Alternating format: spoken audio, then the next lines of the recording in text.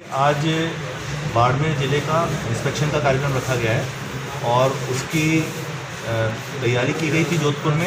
और जोधपुर से काफ़ी टीमें 3 टीमें कल आ गई थी और 7 टीमें आज आई हैं और पूरे ज़िले भर का प्रभावी निरीक्षण का कार्य है वो आज कराया गया है। मैं आपको इसमें विस्तार से बताना चाहूँगा कि समस्त विभाग यानी कि जो स्कूल है, एक एक स्कूल चेक हुए हैं, एक एक आंगनबाड़ी सेंटर चेक हुए हैं, हॉस्पिटल्स चेक हुए हैं, जो राजकीय कार्यालय हैं उन सब की भी चेकिंग हुई है। और उसमें न सिर्फ ये देखा गया है कि जो व्यक्ति था वो वहाँ उपस्थित है कि नहीं, बल्कि ये भी देखा गया कि पूरी बाकायदा यूनिफॉर्म में है, प्रॉपर आईडी कार्ड के साथ है और वो जो निर्धारित सेवाएँ हैं जो उसका उपलब्ध कराने का दायित्व है उसको उपलब्ध करा रहा है कि नहीं करवा रहा है। साथ में बिजली चोरी की शिकायतें काफ़ी बाड़मेर से रहती हैं, तो डिस्कॉम की 4 टीमें लोकल स्तर पे बनाई गई हैं और 3 टीमें मेरे साथ जोधपुर से आई हैं जो कि बिजली चोरी के जो बड़े प्रकरण हैं उस सब की आज जांच कर रही है और विजिलेंस के तहत उनमें कार्रवाई कर रही है। अभी जो जन सुनवाई का कार्यक्रम था इसमें अलग अलग तरह की शिकायतें आई हैं और कुछ शिकायतों को मौके पे निस्तारित किया गया है। इसमें जो प्रमुख शिकायतें हैं वो रेवेन्यू मैटर्स की हैं, यानी कि राजस्व मामलों की। इसमें कोई रास्ता खुलवाने का विवाद है या कोई अतिक्रमण का मामला है, गोचर भूमि का अतिक्रमण का मामला है या कोई राजकीय भूमि है उसका अतिक्रमण का मामला है।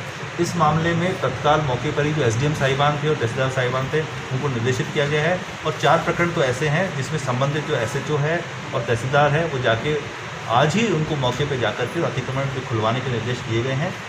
कुछ गंभीर प्रकरण भी सामने आए हैं, जैसे कि बालोतरा में जो अवैध जो इकाइयाँ चल रही हैं, जो धुपाई का जो कार्य करते हैं, रंगाई का जो कार्य करते हैं, वो भी हमने आज दर्ज किया है, उसमें भी कार्रवाई की जाएगी। कुछ मैटर्स हैं जो बहुत ज़्यादा सीरियस हैं, जैसे कि हमारी जो टीम कल आई थी, एडवांस टीम आई थी, उनमें हमें बराबर ये शिकायत आ रही थी कि यहाँ पे रात को 8 बजे बाद भी शराब की दुकानें हैं वो खुली रहती हैं, वहाँ पे शराब की बिक्री होती है, जबकि राज्य सरकार के आदेश बहुत स्पष्ट हैं कि 8 बजे बाद कोई भी शराब की दुकान खुली नहीं रहेगी। उसकी हमने एडवांस टीम भिजवा करके उसका डिकॉय ऑपरेशन कराया है और बाड़मेर शहर में मुख्य मार्ग पर 2 दुकानें ऐसी पाई गई जो रात को 8:45 बजे तक खुली थी वहाँ पे, और वहाँ पे जो हमारी टीम थी उन्होंने वहाँ से वो शराब उनसे खरीदने में भी कामयाब रहे। तो ये बहुत गंभीर प्रकरण था और ये ऐसा प्रकरण था कि जिला कलेक्टर ने पहले ध्यान में लाया था और जिला कलेक्टर ने जिला आबकारी अधिकारी को इस बाबत निर्देशित भी किया था। कोविड के दौरान जब कर्फ्यू लगता था तभी इस तरह की शिकायत शहर में आ रही थी कि जब सारा बाजार बंद रहता है तो शराब की दुकानें खुली रहती है। तो इसकी तस्दीक होने के बाद एक इसमें महत्वपूर्ण निर्णय यह लिया गया है कि जिला आबकारी अधिकारी और जो आबकारी निरीक्षक है दोनों को चार्जशीट जारी की जाएगी। जो संबंधित बीट कांस्टेबल है और जो संबंधित थानाधिकारी है उनको भी चार्जशीट जारी की जाएगी। चार्जशीट आज ही जारी की जाएगी। चार्जशीट फ़ोटोयुक्त और वीडियोयुक्त चार्जशीट जारी की जाएगी, जिसमें कि हमने जो मौके की जो रिपोर्ट थी उसके साथ साथ फ़ोटो और उसका जो वीडियो है शराब की दुकान खुले होने का और शराब क्रय करने की घटना का वो साथ में संलग्न किया गया है। सर, जो पानी के ठहराव की या बरसात के जो पानी है उसकी भराव की जो समस्या है वो एक लॉन्ग टर्म समस्या है और उसके हिसाब से मैं समझता हूँ कि यहाँ के लिए एप्रोप्रिएट ड्रेनेज प्लान बनना चाहिए। जोधपुर में भी ये समस्या है और ये इसका दूरगामी समाधान है। पर जो बहुत गंभीर बात देखने में आई कि यहाँ का स्टेडियम है जिसको मैंने विज़िट किया था, वहाँ पे वो ऐसे उसको कचरा डालने का डंपिंग यार्ड जैसा बना रखा है।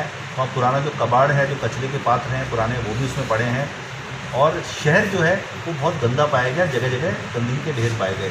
मेरे साथ एक और टीम आई थी जो सुबह 5 बजे जोधपुर से रवाना हुई थी। वो हैं सीनियर आरएस अधिकारी हैं, डिप्टी डायरेक्टर हैं जो कि नगर पालिका के सुपरवाइजरी ऑफिसर हैं और जो ईओ है उनके बॉस हैं। उन्होंने भी और मैंने भी जब शहर को देखा वो गंदा पाया गया। जो गंदगी हो रही है, अव्यवस्था हो रही है, स्टेडियम में जो गंदगी और अव्यवस्था है, इन सब का जिम्मेदार ईओ नगर पालिका को मानते हुए उनको चार्जशीट जारी करने के निर्देश अभी दे दिए हैं। कलेक्टर साहब उनको शाम तक चार्जशीट जारी करके मुझे सूचित करेंगे। इनके 3 प्रकरण हैं वो जन सुनवाई में सामने आए हैं और वो बहुत गंभीर प्रकरण हैं और ये अच्छी बात है कि यहाँ के लोग जो बाड़मेर के जो लोग हैं वो आगे आकर के और मैं कहूँगा एक तरह से रिस्क लेकर के, क्योंकि जब भी हम कोई बड़े और जो बदमाश व्यक्ति के खिलाफ शिकायत करते हैं तो डेफिनेटली कि हिम्मत का काम है और मैं उनकी प्रशंसा भी करना चाहूँगा। और ये बात ध्यान में लाई गई है और कुछ जगह जो माइनिंग इंजीनियर है उन्होंने स्वयं ने माना है कि उनको वहाँ पे जो खनन है वो अवैध हो रहा है, उसकी उनको जानकारी भी है। उसके लिए राज्य सरकार के बहुत स्पष्ट निर्देश हैं। एसडीएम की, डीवाईएसपी की और माइनिंग इंजीनियर की इसमें समितियाँ बनाई गई है। मैंने एसपी साहब को निर्देश दिया है कि वो समितियाँ एक्टिव करें। जहाँ आवश्यक है, पुलिस बल की आवश्यकता है, वहाँ पर्याप्त पुलिस बल को उपलब्ध कराया जाए। जहाँ पे जेसीबी का या डंपर का उपयोग करते हैं उनके जो आरटीओ नंबर हैं उन नंबर्स को नोट किया जाए और जो गाड़ियाँ हैं जो अवैध खनन में प्रयोग ली जा रही हैं उनको जब्त किया जाए। जो व्यक्ति जो अवैध खनन में लिप्त हैं उनके खिलाफ आपराधिक मुकदमे दर्ज करके कठोर से कठोर कार्रवाई की। सर सरकार देखिए, आज जो पूरी जन सुनवाई का फोकस यही रहा, और जैसे चाहे शराब की दुकान की कार्रवाई हो या जो कुछ ऑफिसर्स हैं जो यहाँ पुराने समय थे और मजबूत मानते थे पर उनका काम सही नहीं था, उनके खिलाफ भी कार्रवाई हुई है। तो इसमें जांच के आदेश एडीएम साहब को दे दिए हैं। अतिक्रमण वाला जो आप बता रहे हैं ना, एडीएम साहब स्वयं उसकी जांच करेंगे, और मैं समझता हूँ हमें विश्वास रखना चाहिए, वो निष्पक्ष जांच करेंगे और कानून से ऊपर कोई नहीं है। सर तो कोई भी जो व्यक्ति है जो गलत काम करता है, रिकॉर्ड पे वो सिद्ध होता है, तो कानून के हिसाब से उसके विरुद्ध कठोर। हॉस्पिटल की स्थिति बहुत दयनीय पाई गई है। सबसे पहली बात तो मैं कोविड की करूँगा। कोविड में मैंने 3 दिन पहले ही सभी कलेक्टर्स की, प्रिंसिपल्स की, सीएमएचओस की वीसी लेके निर्देश दिए थे कि जोधपुर में ओवर क्राउडिंग होने लगी है और अधिकतर पेशेंट संभाग भर के पेशेंट्स जोधपुर में आ रहे हैं। इस कारण से वहाँ की जो व्यवस्था है वो चरमराने लगी है। तो आवश्यक है कि जो पेशेंट जिला स्तर पे जो मेडिकल कॉलेज अस्पताल है या जिला अस्पताल है वहाँ पे जो ट्रीट हो सकते हैं उनको वहीं रखना चाहिए। पर यहाँ पे पाया गया कि अपने 33 बेड्स तैयार हैं विद ऑक्सीजन, पर सिर्फ 2 ही पेशेंट थे जो कि वहाँ पे एडमिटेड थे, वो भी बिना ऑक्सीजन के। मतलब वो जो माइल्ड इलनेस वाले पेशेंट थे, इसका मतलब कि किसी भी मॉडरेट इलनेस या सीरियस इलनेस वाले पेशेंट को हॉस्पिटल में नहीं रखा जा रहा है। या तो पेशेंट्स को विश्वास नहीं है, या अगर वो हॉस्पिटल आता है तो उसे आगे रेफर किया जा रहा है, जो कि उचित नहीं है। क्योंकि हमें समझना पड़ेगा कि देश जो जिस कोरोना संकट से और जिस आपदा से गुजर रहा है, हो सकता है कि सभी प्रयासों के बावजूद, लॉकडाउन के बावजूद भी इसमें संख्या बढ़ सकती है। उसके लिए हमें तैयार रहना चाहिए। और ये अच्छा है कि जो पेशेंट, जो माइल्ड पेशेंट्स हैं, जो मॉडरेटली इल पेशेंट्स हैं, जिनका मैनेजमेंट यहाँ जिला अस्पताल स्तर पे या मेडिकल कॉलेज अस्पताल स्तर पे हो सकता है, उनका वहीं पे मैनेजमेंट किया जाना चाहिए। इसके लिए पीएमओ साहब को सख्त हिदायत दी गई कि उनका जो रेफरल लायक पेशेंट हो, जो सीरियस पेशेंट हो, उन्हीं को रेफ़र किया जाए, अनावश्यक रेफ़र नहीं किया जाए। दूसरा, हॉस्पिटल में गंभीर अव्यवस्थाएँ पाई गई है। बहुत महत्वपूर्ण बात है कि मुख्यमंत्री निःशुल्क दवा और जो निःशुल्क जांच योजना है, जिसमें राज्य सरकार की ये मंशा है कि अस्पताल में आने वाले प्रत्येक रोगी को जो दवाइयां हैं वो अस्पताल में ही मिल जाए।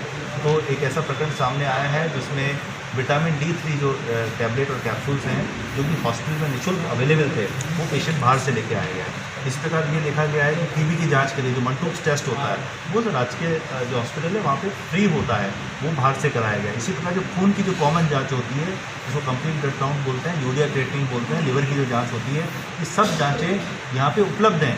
फिर भी 700 रुपये खर्च करके जो रोगी है उसने बाहर जांच कराई गई है। मैं समझता हूँ इसमें दोनों ही तरह की संभावना है।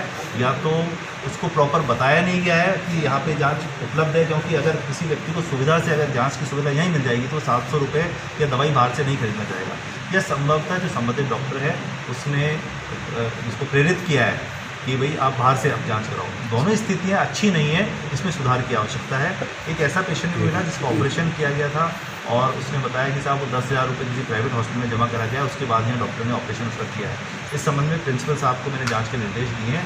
शाम तक जांच रिपोर्ट मेरे सामने आ जाएगी। अगर उसमें जांच में दोषी पाए जाते हैं तो उनके खिलाफ सख्त कार्रवाई। इसी की जांच के लिए मैंने प्रिंसिपल साहब को निर्देश दिया है। वो बहुत गंभीर बात है। वो कह रहा है कि मैंने 10,000 रुपये धनवंतरी हॉस्पिटल में जमा कराए क्योंकि उनको डॉक्टर साहब ने कहा था।